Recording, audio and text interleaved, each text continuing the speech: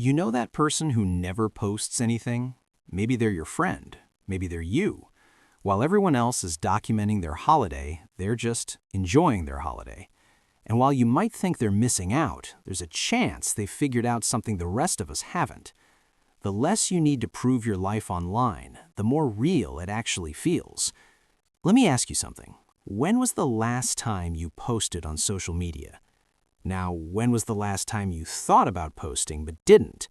That gap, that hesitation, tells you everything, because somewhere between opening the camera app and hitting share, something happens.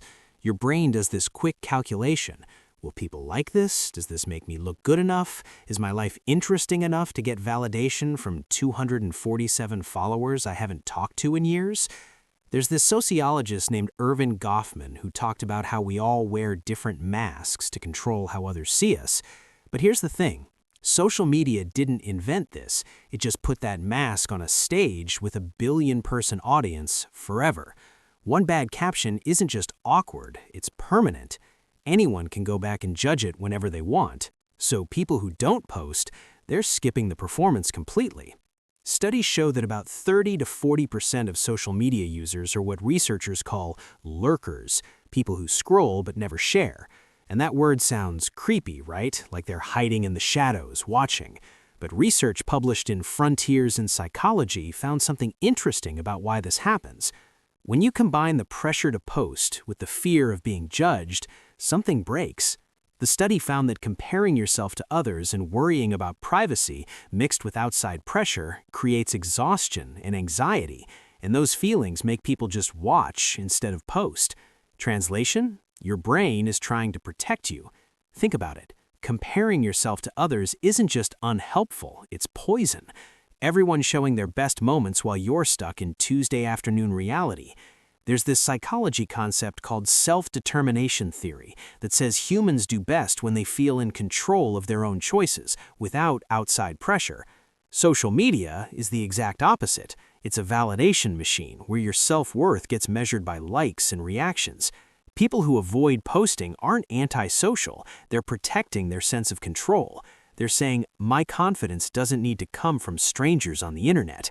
Research shows that people who are more secure in themselves and don't need approval often feel no need to post about their lives. Their self-esteem isn't tied to likes or comments. They scroll because they enjoy seeing updates or staying connected, but they stay quiet because they value boundaries. Think about someone you know who rarely posts. When you actually see them in person, are they miserable? Lonely? No, they're usually just fine, sometimes more than fine because they're living their life instead of filming it. The trap you don't see coming. Here's what's intriguing. Even when you know social media is fake, your brain still falls for it. Psychologists have found that just scrolling, browsing without posting, makes you automatically compare yourself to others. You see someone's promotion, their engagement ring, their new house, and even though you know it's staged, the damage is done. Your subconscious doesn't care if it's real life or performed life. It just sees they have more than me. People who don't post avoid this constant attack, not because they're weak, because they know the game is rigged. Why would you voluntarily join a competition where everyone else controls the camera, the angles, and the story? And then there's this whole group of people who watch YouTube religiously but won't touch Instagram or TikTok. They'll binge watch a 3-hour video essay but scroll past every photo dump. Why? Because YouTube doesn't demand performance from them. It's consumption without the social pressure. No one's tracking if you liked the video. No one's wondering why you haven't posted in 3 months. You're just learning, laughing, existing. It's the ultimate passive relationship with content. All the entertainment, none of the anxiety. They found the loophole. There's another layer here. People who avoid social media tend to have fewer friends, but deeper relationships. They'd rather have 5 friends who actually know what's happening in their life than 1,000 people who like to post. And honestly, research backs this up. Quality friendships consistently predict happiness way better than quantity. 10 real conversations beat 1,000 reactions. But here's where it gets interesting. Not posting doesn't mean not caring. These people are often super observant. They notice things others miss. The change in someone's posting frequency, the different tone in captions, the carefully built story that's just a slightly off. They're not checked out, they're paying close attention, just quietly. They prefer understanding to performing, thinking to broadcasting, depth to noise. Psychologists talk about two types of self-awareness.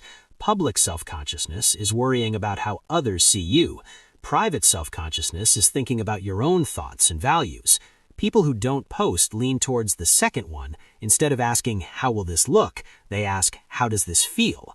This isn't overthinking. This is emotional intelligence. When you're not constantly managing your public image, you have mental space for actual self-reflection, for asking hard questions, for building an identity that doesn't need outside approval. And that creates something powerful, a sense of self that exists without an audience. Here's what people miss.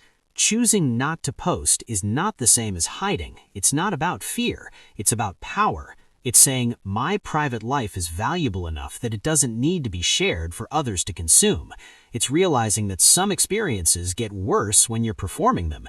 That sunset more beautiful when you're not photographing it.